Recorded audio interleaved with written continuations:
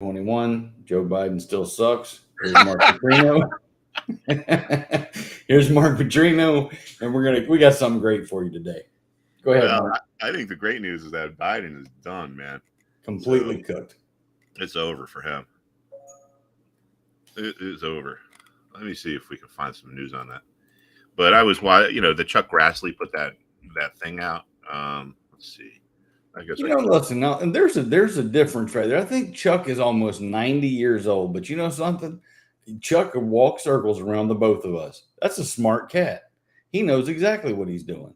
Well, I think they're kind of piecing this stuff out as opposed to just releasing it all at once. Yeah. Because if they release it all at once, then people are just going to be like, "Oh yeah, whatever, it's a lie." Blah blah blah.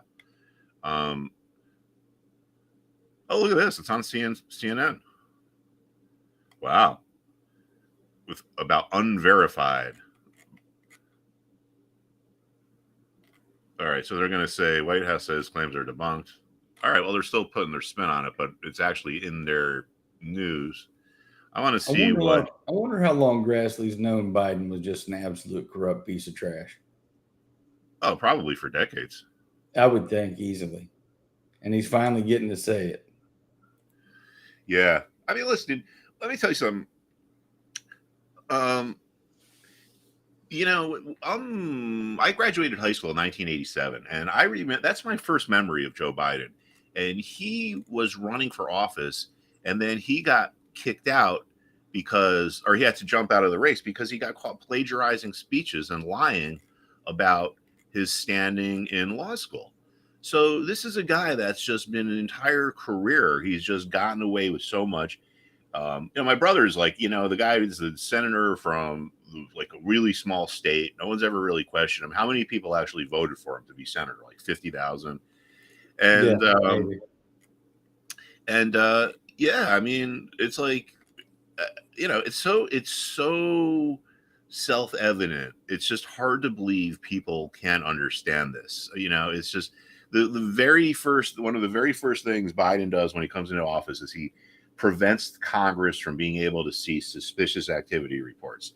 Now, what is the downside in Congress seeing suspicious activity or suspicious transaction reports and banking records? The very first thing he does is he comes in and he says, "Oh, Congress isn't allowed to have access to this stuff anymore." So you don't need to be Dick Tracy or Perry Mason or whatever to think like, "Oh, gee, why doesn't this guy want us to see these reports?" Now it turns out that there's like 170 of them, and then his crackhead son gets a job on the board of directors of a Ukrainian oil and gas company with having absolutely no experience. And he's getting paid $1 million a year, which is more than a board of directors of ExxonMobil gets. And, he's got no experience in the oil and gas industry. Boards of directors are supposed to be there to oversee companies' managements. So they're supposed to be Absolutely. experts within the industry. So, it's just so self-evident that it's crooked.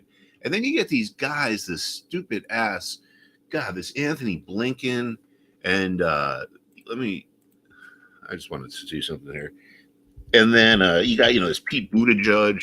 Like, where is he on paternity leave again? The Teamsters are on the verge of striking, going to shut the country down. Like, you don't even hear anything from this guy.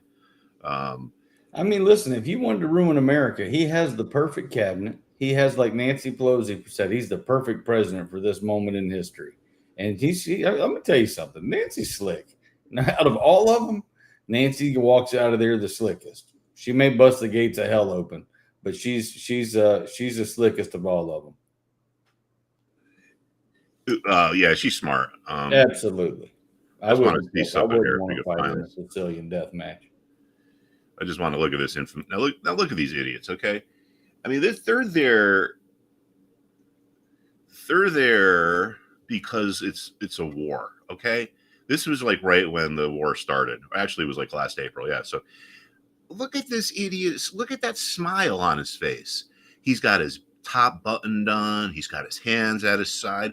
Look at this idiot. He's got the smile on. He's got his buttoned on. His hands are perfect. These guys think this is a photo shoot for their LinkedIn pages. They're over there because it's a friggin' war. Okay, there are people dying, and look at the smiles on their faces. You know, then you get like right there is enough that these guys should have to resign, even though they were part of messing up Afghanistan too. And then you get, Pete Buttigieg, who's on paternity leave when we're in this big supply chain crisis. And remember when Biden introduced Pete Buttigieg? This is something that a lot of people missed. But he's like, oh, Pete and his wife, Karen, are good friends with Jill and I, and we go out to dinner. And it's like, dude, he's not married to a woman. He's married to a man. Okay. The only reason did he really say that? This guy, yeah, he said, like, I think Buttigieg's husband's name is like something along the lines of Karen. I'm not really exactly sure what it is, but so anyway, so Biden introduces like, oh, his wife Karen. We go out to dinner all the time, and it's like, dude, the only reason why you pointed this guy is because he's gay. Okay, period. You should know what his husband's name is if that's the only reason why you appointed him. And did you see now they're making the stairs on Air Force One shorter? Did you see that? No, they got him going into the belly of the plane instead of the front of the plane. It's disgusting. Are you serious? Is that what they're doing? Yeah, that's what it is. If you see the picture of it, he's going into the belly, not the. He's coming into the side where they do the luggage.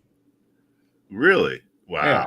That's pathetic, man. It really is, and it's just a shame that we have to be seen like this on the stage. And if you don't want us to be considered exceptional in this world, you're getting exactly what you want right now with this guy being president. And I saw that we sent over some Navy ships and some Marines over to the Persian Gulf there because the Iranians have been up to stuff. So the Iranians are thinking, if we want to see stuff, we better do this before Trump comes back to office. So there's probably going to be a lot of stuff that goes down between now and the next year. Dude, they'll have a nuclear weapon before 2024. They probably do already. Well, it wasn't for the Israelis taking them out. I mean, remember the Mossad used to kill all those all the Iranian scientists? Listen, they ain't done. They're not stupid either. Listen, every one of those people in that section of the world is, except for your Accord now, I guess, because of Kushner and JDT or DJT. Were threats to Israel. So Israel had to be like that, man. Of course. Of course. Israel would be wiped off the face of the earth if they weren't. Absolutely. All right. Anyway, so let's go into the markets here. And so yesterday down a little bit. Now here's our SPY. Okay. Remember 450 was resistance. So now it'll probably be support. So we got to just see over the next few days, does this level turn into support? And if it does, that sets the stage for another move higher. So consider the move we've had. It's not unusual or uncommon for us to have a little bit of a move back. I mean, yesterday it was down 66 basis points, but markets don't go up in straight lines. So remember what we were looking at. Does financials and healthcare get through that support? Does the support get through that resistance? Does the support hold in the tech sector? So let's go look at the tech sector, which is the biggest sector. So most of the time it's the most important, but not all the time. Now look at here. Get rid of this. Once again, this shows you how important it is to know where these price levels are. So this is 177, right? This goes all the way back to December of 21. Look at where we're trading in the pre-market, 177. It's like I was just actually thinking about this because I was watching the British Open, which is I'm going to be watching it pretty much all day because I love watching golf from over there. But it's like how like if there's like you're playing golf on a fairway and there's like a pond or a stream and it's kind of just like sucks your ball into it. It's like a magnet. It's like the same thing with these important levels. They just get sucked back to these levels and they spend a lot of time trading around them. So right here is probably the most important thing to watch in the market. I don't know, we're going to see a definitive move today, but and of course, these are no guarantees, right? They're principles, but if this 77 level holds and converts to support, then that sets the stage for a move higher. When markets are moving higher, we get a lot of seller's remorse. It makes sense, right? You sell, the market goes up, you get remorseful. We have resistance became support because of seller's remorse. People sell and then they go to buy their shares back because they think they made a mistake when the price goes higher. And if you have enough of these remorseful sellers placing buy orders, resistance converts into support. Resistance converts into support. resistance converts into support. Here it's not as clear, but it's probably arguably still the same, right? Resistance. I'm going to just make that one a little bit smaller. Let's see. Yeah. So, as a matter of fact, all right. So, yeah, we had resistance there, and then we had support for about a week. Resistance converts into support. And every time this happens, it sets the stage for a move higher. So now we have to see, will this resistance turn into support? If it does, and this is going to take a few days to see, if it does, we're going to set the stage for another move higher. But if it reverses and this level breaks or it doesn't become support, well, then it's sell-off time. And we'll probably get a decent sized sell-off in the markets. And if SPY comes back before that back below 450, there are going to be some short side ideas, and I don't mean just shorting stocks, but I mean buying puts or buying some of these inverse ETFs. Like there's this one here. All right, so this is designed to move 3 times in the opposite direction of SPY. All right, so if S&P goes down 5%, this is going to be up 15%. When I teach the Benzinga, the trading school, and at least for now. Back in 2022, when the market was really falling apart, I was playing golf with my brother and these other guys, and one of them was like a securities attorney. So we were all talking about what we did, and I was saying, we got my students are really crushing it. And he's like, if the market's going down so much because of inflation, how is it that they're doing well? And I said, well, we got people that are buying inverse ETFs. We have people that are buying ETFs that are linked to inflation. Like this, a lot of people are into this DBC. All right. So inflation is going up. Guess what? This tracks inflation. So when inflation is skyrocketing, so is this. All right. So there are always ways to make money. And actually, look at this. This is starting to make kind of a rebound here. So this is to be more inflation. And then also, the inverse ETF. So here's a guy who's a securities attorney, and he doesn't even know that this stuff exists. And if you were to put on, CNBC or Bloomberg or whatever propaganda station you want to watch, they're like, they got all these experts that are saying, you should go to cash. You should go to cash. And it's almost like they don't even realize that this stuff exists.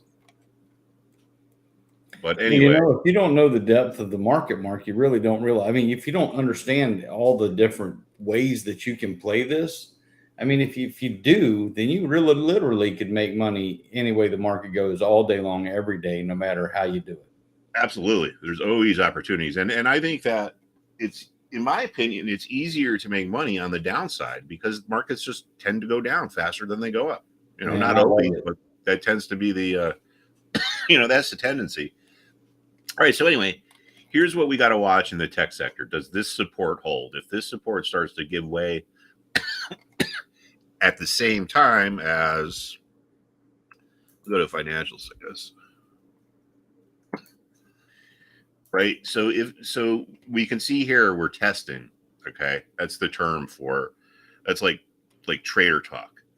All right. We're like testing resistance. Okay. So this was support and then it becomes resistance. So now if this fails, meaning it doesn't get through it and starts to roll over at the same time that tech is breaking that support, that's going to be weakness in probably what are right now the 2 most important sectors driving the market. So that will be the sign. I mean, you could play it any way you want. Like if this not anyway, but if this starts to go and you're not an options trader and you don't short, there's this FAS ETF that we look at. So this is designed to move 3 times in the opposite direction of whatever financial sector that this thing tracks. I don't think it's the S&P, but regardless, if financials fall apart, here's a way to make money. Like look at this. From March 23rd, we went from 1680 up to March 7th. A week later, we were up at 25. So we went from 16 to 25. Now, if we look at the financials, that's right here. This is right when the banking crisis hit. So in other words, if the market's going down, there are ways to make money, even if you're not like a sophisticated options trader or futures trader. There's these inverse ETFs that are great. I know I look at those idiots. It just really just makes me sick to my stomach and seeing people are out there dying and these guys are treating this like it's a friggin' photo shoot. You know, it's like, don't they have anyone on their staff say, "Hey, dude, that's not a good look. Try to look serious." No, man, they just got pledged $1 trillion to this little guy that's standing underneath some fake trident that looked like on the wall. And then they're going to turn around. They know that they're fixing to peel off a couple mil for themselves. They're happy. And I completely agree with Trump on this one. It's like he said he would go over there and be like, dude, you got to end this. Okay. You know, we're not giving you any more weapons. And if Russia doesn't end it, we're going to go in there and just crush them. And what's it going to do? Go on forever? They told us this was going to be over in a week. Here we are over a year later. You know, it's going to be like Vietnam. We're going to be there for 15 years. If not more. Well, it's probably going to start the Third World War, which the next one's going to be fought with sticks, Mark. You know, with the stuff going on in Iran, you know, and with the Persian Gulf. And, you know, it might not be us. It might be the Israelis that go and decide to sink a couple Iranian ships. You know, dude, what really scares me, you know how I feel about the Burger Kings being built in Poland. I know that myself, just from my own personal belief, the Burger Kings lead to war just because that's the way it is in the military. They're everywhere. But then you call up the reservists too, and you're going to use 3,000 reservists in Europe when you've got an entire battalion. You got USARA, United States Army. Europe is over there. Why can't you use those people that are trained to do that already there? It doesn't make any sense. They take these reservists and they throw them in there because they don't know how to do the job, and then they hire these contractors that come in that cost us 50 times more because they're going to go in there with no laws, and it's just really ridiculous, man. It's shameful, just shameful. All right, here's something else people should be aware of. This Direxon family of funds, they just offer a lot of good things. Like they literally have single stock ETFs. So, say you think Apple is going to go up.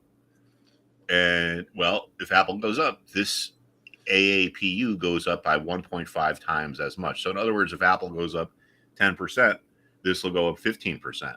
So if you want to buy Apple because you believe in it, you know, long term or short term, you might want to consider doing this because this is a way to get some leverage without getting involved with options or without having to use margin. If you think Apple's going to go down, this is an ETF that's designed to go in the opposite direction. So these are all pretty new products. They've only been around for a few months, but they got them for Amazon, Google, Microsoft, Tesla. A big part of being a successful trader is understanding where is the best place to deploy your capital. Because if you're right about something, there's a lot of different ways you can play it, right? You think, all right, I think the S&P is going to go down 5%.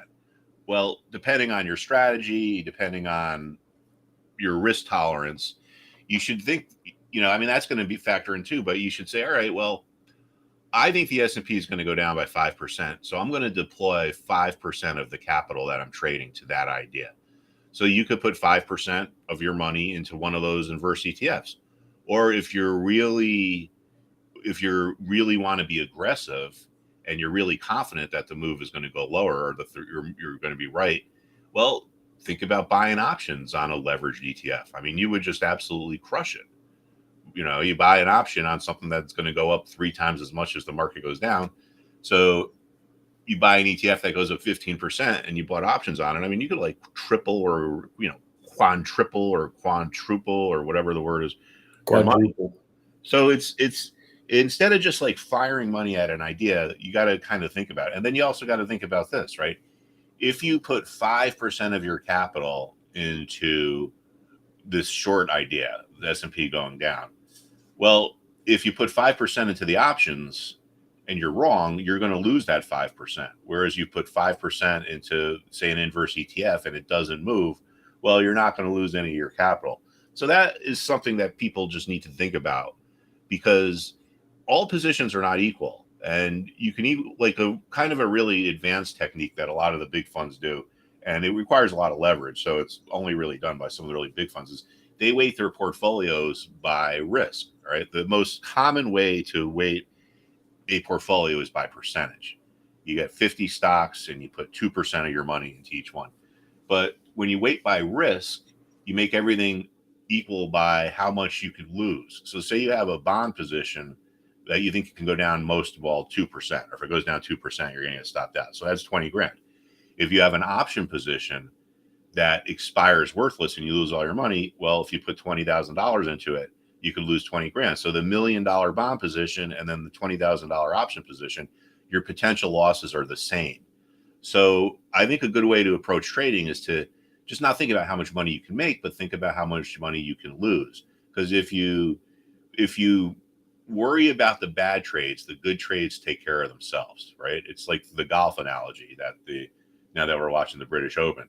If you don't have any blowups, you could have a lot of shots that aren't great, but if you don't hit the ball in the woods or the water, you're probably going to end up with a pretty decent score. It'll probably be better.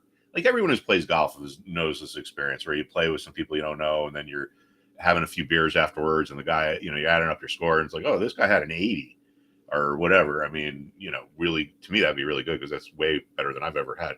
But anyway, then you start to think, well, he had some really good shots, but he had a lot of shots that weren't so great. But wait a second, he didn't hit anything that was really bad, right? So, instead of hitting a driver off the tee and slicing the ball into the woods 100 yards, he hit a 5-iron off the tee and sliced it, but it was still in the rough and he could still play it. So if you worry about your bad trades, remember the difference between the good traders and the not so good traders is the good traders don't take big losses. They take losses, but they take little losses. They get out quick before things get too bad. But anyway, so you got these single stock ETFs, and I'm not like marketing this or anything. I don't have nothing to do with these guys, but I just think it's good to be aware that all these things are out there. You can play different sectors. Consumer discretionary. I like that want. Consumer discretionary. If consumer discretionary stocks go up, this is going to go up. Tesla is the biggest stock in the consumer discretionary sector. Actually, I think it's the second after Amazon. But if Tesla goes up by, 1%, maybe this goes up by 4%. So that would be a better place to deploy your capital. Like if we look at consumer discretionary here, I'm psyched, dude. Both my kids are at work. It's raining. I got the golf to watch today. I'm working. All right, so here's consumer discretionary. Now, sometimes a sector is dominated by a particular stock, and that's the case here. So 40% of this is Amazon and Tesla. All right. This want is designed to move 3 times in the opposite direction. In the same direction. So if Tesla, look at that. So let's look at what XLK did yesterday. So if Tesla, is going to move higher, maybe you're better off having your money in that. Or maybe if you want to buy options, you can get a cheaper premium buying something like this. All right, so this was down 3.4%. Wow, that's a big loss. I guess that was because of Tesla. All right, so let's take a look at this. This was down 10%. So what is the they got to have an inverse one. Want maybe they don't actually. Well, anyway, so you get the idea, right? If you think Tesla's going to go up, this is bull. All right, let's look at a day where Tesla was up and see if I'm right or if I'm just kind of spinning yarns over here.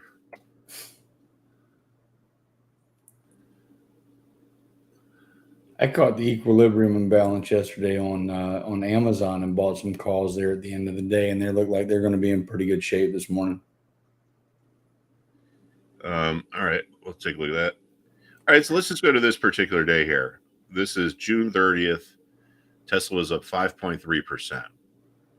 Now let's look at this on June 30th. June 30th. All right, so this was up. I can't. Let's see. So June 30th. That's that day. No, that's June. All right, so that's June 30th. All right, so on this day, this was up 3.5%. So Amazon might not have done well that day, but if Amazon and Tesla are both going to do well, that's going to push up the benchmark, and then that's going to push this up by 3 times as much.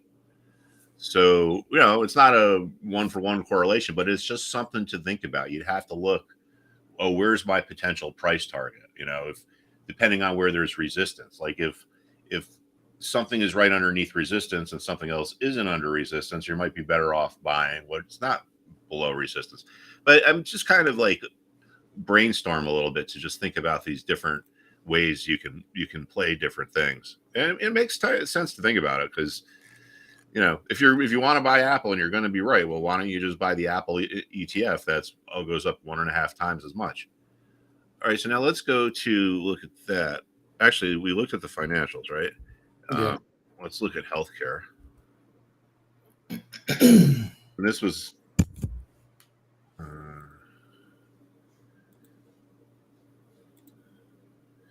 yeah, now this could be really breaking out here. Wow, look at that. That's a big move. So this is our second biggest sector. So something else to watch here now is if tech starts to break that support, and if the financials reverse off that resistance, and if this is overbought, so it starts coming in a little bit, that could really get the market moving lower. And I'm not talking about like a crash, but that could get the market going down, 1, 2, 3%. And then of course they're going to get on the news and talk about, market's down on fears of, I don't know, confrontation in the Persian Gulf. Like, they're going to come up with something to try to justify the move, but in reality, it's probably just a technical move. You got all these this confluence of these different events coming together. Man, when I was in the gas station business, every time the wind would blow from the west, or from the east, like a hurricane, man, the price of gas would jump a dime every time, and you'd have to buy it like that, put it in the ground, and then you'd be stuck with it. So you had to watch how you bought your gas to be able to actually make any money in that business. You mean you didn't just try to price gouge the little guy? And that's what Never. I believe in being scrupulous in business. The golden rule, Marcus. Yeah, well, that's not what some people think. No, but that's what makes me different. That's what makes us different here at the Stock Market Job. All right, so this is down, and this looks like it's probably going to start to trend lower. This is because Tesla is such a big part of it. And Tesla had a bad day yesterday. Yeah. Now look at where Tesla found some support, right? This is why when you trade short term, you got to know where these previous levels are. I mean, you should always look, but remember, the most important prices are the opens and the closes, because that's where the most volume trades. But anyway, now I would say it's not a coincidence that this thing found support right here, because it was the last resistance here before we had this gap higher. So think about it. There's people who sold here, and then the next day it gaps higher, and they're like, damn, I shouldn't have done that. If this thing falls back to my level, I'm going to buy my shares back. So sure enough, it falls back to the level, and then look at where it finds support, like pretty much right there. So yesterday's close, 262.90, and this day's close, let's see, so here, 261.77, and this day's close, 262.90. So now we're talking about a $260 stock, and it's like within a point of it. So it's not a coincidence. Now we're rebounding a little bit this morning. We're up to here, and this is because people that are looking at this thing saying, oh, gee, it found a bottom around, 262. If we found a bottom, well, guess what? That means there's a good chance there's other buyers coming into the market. So some of these buyers start to get a little anxious that they're going to miss out, and because they're afraid that if someone else is willing to pay a higher price than them, that's who the sellers are going to go to. So they start to try to outbid each other, and that causes our snowball effect. So that's why we're trading up a little bit this morning. But anyway, it's not a coincidence that this is where we found a bottom. We didn't find a bottom here, or we didn't find a bottom here. We found a bottom right at a prior closing price. All right, so that's Tesla, and we might as well look at Amazon while we're on it there. Might as well. So what did you say you bought calls on? Well, when it got down, just like exactly what you said, you've got this previous resistance level right here. If you'll go over, I think what's that, about 12 candles, this tall blue one. Yeah. It came right down to this level. I mean, that's your previous resistance level. So it made support right here, right there. Yes, sir. Yeah. Yeah. So this is That was all. my balance. And so once it did that, I bought the call down here at the very bottom because they were a little cheaper. And then this morning they shot up. Yeah. So this is all resistance through here. Yeah. So that's the first peak there. And then this isn't completely precise, but we got to remember, like, you got to remember the scale. Like, this is 129, this is 130.75. So most of the time, it's not a particular level, it's a zone, but this zone is pretty well defined. So yeah, so it's not a coincidence that we got down to here. A lot of shares traded on this close and this close and this open, and so there's a lot of people who sold this who are just like, man, if this thing comes back, I'm going to buy it because but I'm only going to buy it if I get it at the same price I sold it at. You know, I made a mistake, and now I kind of want to rectify that. And so it's not a coincidence that that's where it stalled out. And then this morning, it's trading up 1.4%, which is a pretty big move. That is a nice move. And you know what? It was just because it had sold off so bad yesterday. I was like, man, there's no way that this is going to go down because I've watched this stock forever. You know, I watched the chart, that and Google that are like the two main that I trade, and it just set up the right way. So I kind of felt good about it. I had Johnson & Johnson puts, but I didn't feel good about it. So I sold those at the close.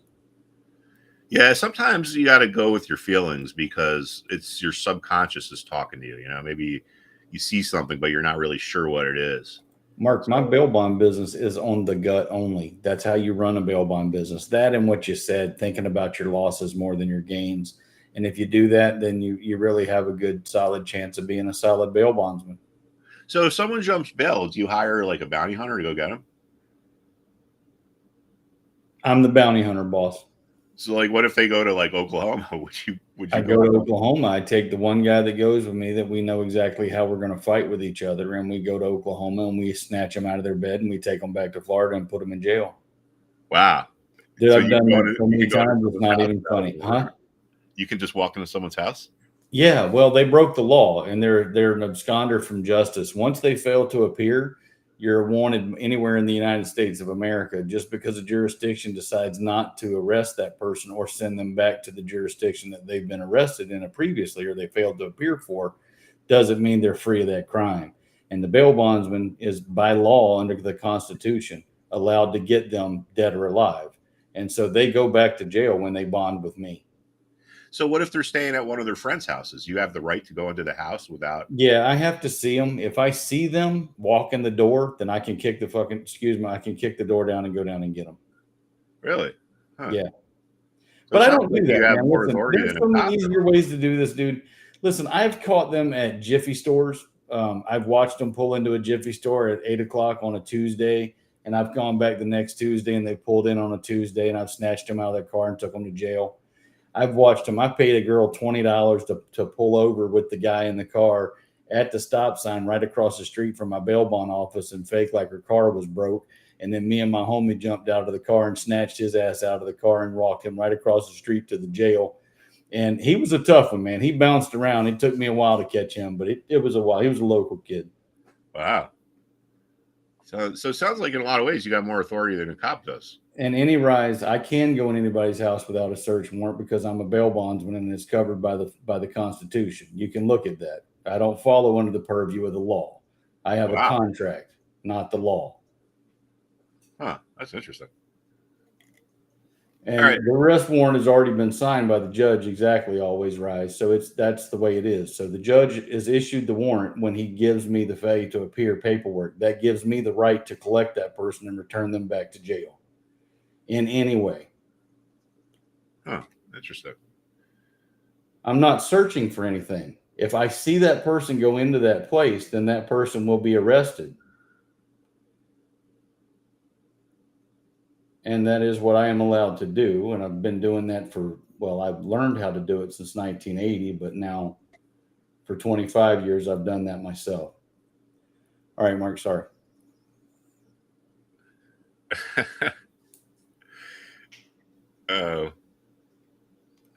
right. Anyway, so this is interesting here. This is our consumer staples um, sector.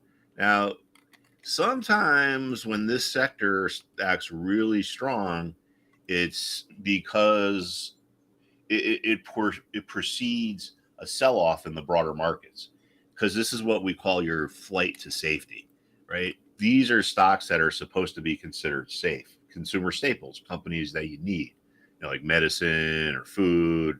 Um, and so the thought is that these are less risky. Now, in the institutional trading world, like if you're a money manager, you're usually held to like a parameter where they say like, all right, well, if you want to manage money for us, you can't have the portfolio be more than 5% cash.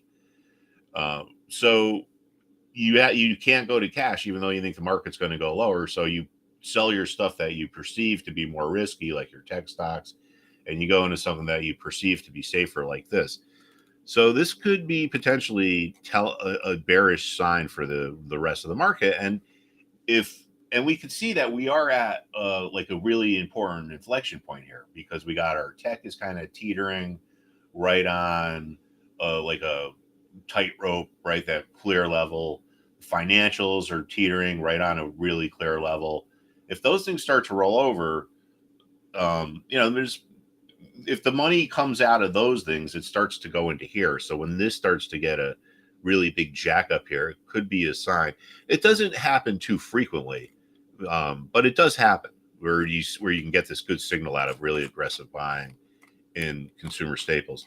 Also, I just want to point out this whole ascending triangle pattern here.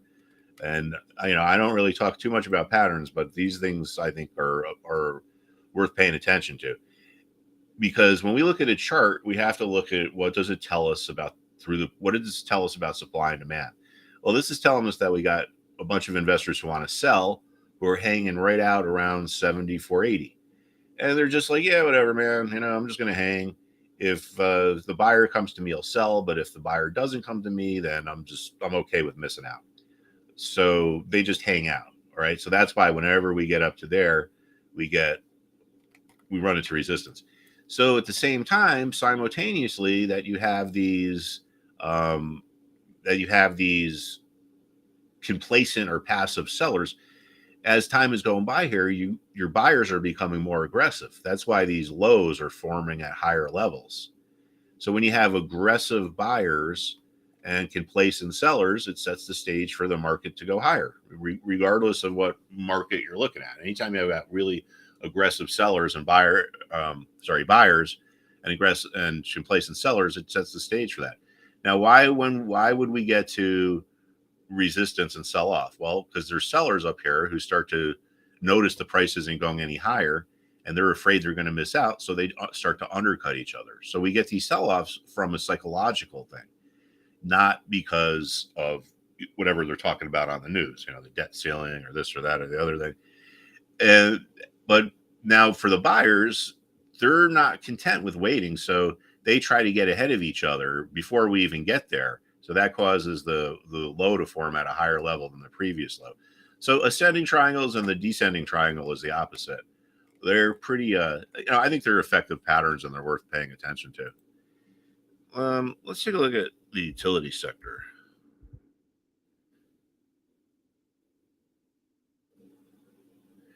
A little bit of it's kind of the same thing here, right? This is, no one really, people don't really pay attention to the utility sector because it seems kind of boring, but making money is not boring, at least not to me. And here we are right at the top of this range. So let me put this right there. Yeah, so look at that. We're right at 67.50. So we're like right there. Now, this is probably going to break out or it's probably going to reverse. It's probably not going to hang around here. So, yeah. Now, probably going to be resistance here. So if this does move up, it's probably not going to be that big of a move. So I don't know if I would consider it for a trade on the long side, because 67.50 up to 68.15, but I would consider this for a potential trade on the short side if this reverses. I know a lot of our students are options traders, So we can go look at the utility sector and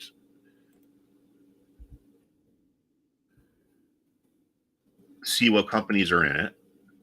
Go to the holdings and see if one of these things looks particularly vulnerable.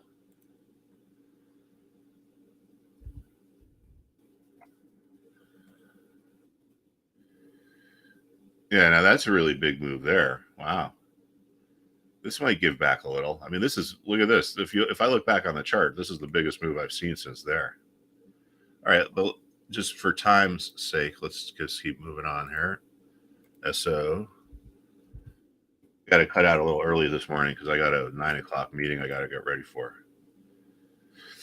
Nah, not seeing much there. That's range bound. Duke Energy, the UK.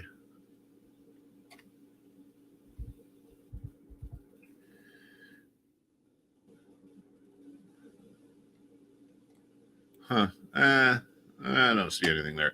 And, sometimes you don't find anything. You got to remember, this is 50 or 60 stocks in this basket, and we're just looking at the top 10.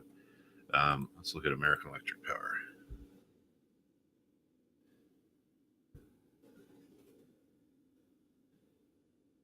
Not seeing much there. I'm looking for things that look like they're weak, that look like they're going to break support or reverse off of resistance. And maybe we find them, maybe we don't. But I think this is a good way to find trades because you're not really guessing. You're letting the market kind of tell you what to do. It's good to, if you don't see anything that's really kind of sticks out at you, it's probably better to just stay on the sidelines than to just kind of try to force something and guess it. If that leads to over trading, and over trading can really, over trading is when you just trade too much. Like, are you trading because you're bored?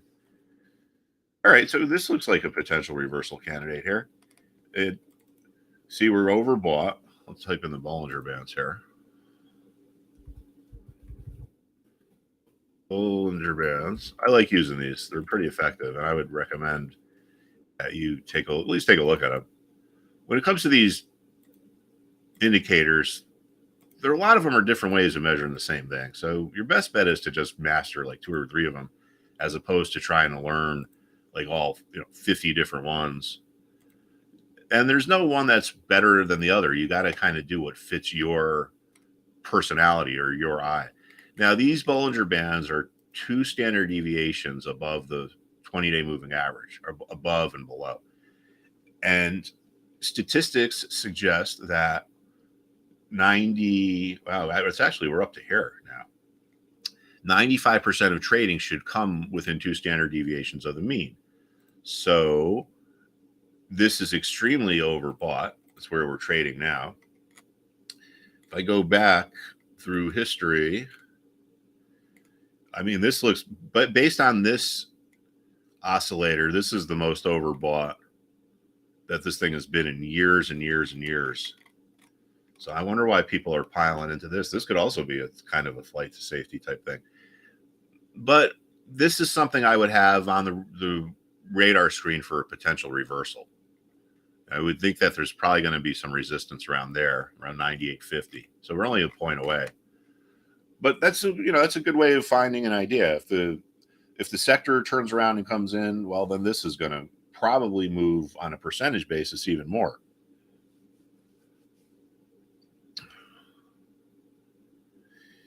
All right, so that's that. And I should really get going, but I'll stick around for another few minutes. Let me know if you guys have any questions here. Do you guys see that there was a Pfizer factory got wiped out by a tornado, and they're saying it's going to probably cause a shortage of anesthesia? Yeah, that's some kind of tornado. I think it was somewhere where they don't usually have them. I think it was like in North Carolina. Correction to but that just shows you it. All right, so yeah, North Carolina. We really are at China's mercy when it comes to medications. It's really, I didn't know that until COVID hit, and I read that or heard that, like 90% of our medicine comes from China.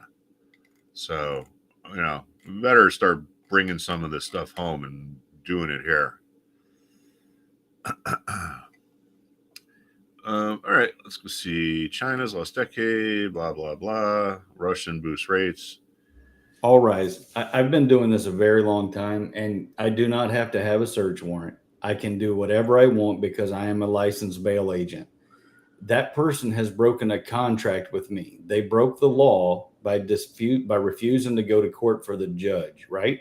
So when they fail to appear for court, the judge issues an arrest warrant for them. If I see them go into a piece of property, right? I actually own that person because they've signed a contract with me stating that if they don't go to court, they owe me X and X amount of dollars. So that person is my responsibility. So if that person doesn't show up for court, the law, not what you're trying to tell me, the law gives me the right to go in there and get that. Now, in 1996, they got rid of federally or nationwide bail bondsmen, or not bail bondsmen, but bounty hunters, because some bounty hunters went in the wrong house and shot up a family when they should have gone in the house next door because they read the numbers wrong. So bail bondsmen, they take their paperwork with them, they take their surrender form with them, they take their minimus with them, they take all the paperwork that they have from the judge, and they take all that documentation with them. And most of the time, they go get a police officer and they go over to the person's house. But you just have the authority to do whatever you want to do. You have the discretion to say, hey, officer, I'm going to go into this neighborhood and I'm going to go pick this person up. But you're watching too much TV. Exactly. You need to go do what I do. Come do it with me one time, and then let me show you how it really works, and you'd understand exactly what it is. You watch too much Dog the Bounty Hunter. That shit ain't real. Come on, guys. Run. Sorry, Mark. Yeah, I don't know if you can figure out a way. I mean, listen, if the guy was a bail bondsman, he knew the business, I could understand it. But there's laws all over the place, and if you would take the short time to pull those up, you'd understand what I'm talking about. And I'm not going to get aggravated with it again. I'm sorry. All right. Look at this house. Wow. They were Rockefellers. Long time house. All right. So let's go see if there's anything that's moving big in the pre-market. And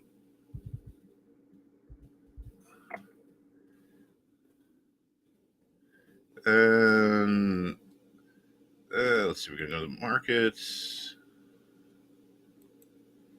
And we're going to go to stock. And we're going to go to pre-market movers.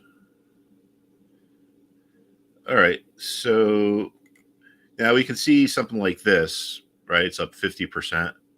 It's a biotech stock. A lot of times these things make moves like this if they're, what's the symbol? BGLC.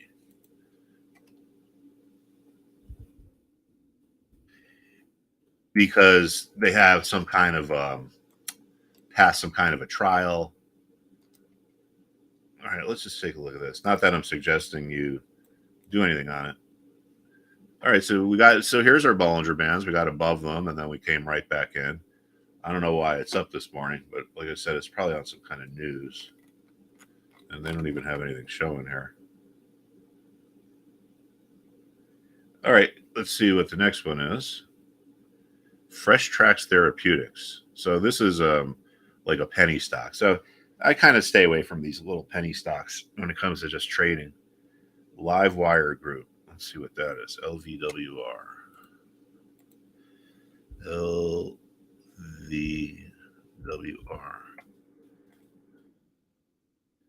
What's going on here? So this is rebounding. So I don't know if there's news here. And it doesn't look like there is, but we got below the Bollinger Band and that drew buyers into the market. And now this morning we're trading back up to here. You can see here we got above the Bollinger Band and then came in a little bit. So it's a good thing. It's a good thing to have, I think, because a lot of the algorithmic trading things that are going on these days are driven by statistics, and standard deviation is a statistical concept. That funware, 42 cents. All right, I'll look at one more, but then I got to get going because I got to get ready for this 9 o'clock call I got. And today Friday? Yeah, today is Friday, right? So I guess we won't be back tomorrow. I'll be back on Monday. Yeah, now this is just a little bit of a rebound, but again, it's something that, it's got above its Bollinger Band, had a little bit of reversal. All right, everybody. With that, I'm going to get going. I got to, like I said, I got to get ready for this meeting, and I will see you all on Monday morning. Thanks, guys. Thanks, All everyone. right. Look up Florida State Statute 648 and 903. Thank you. All right, you too, Di. Thank you.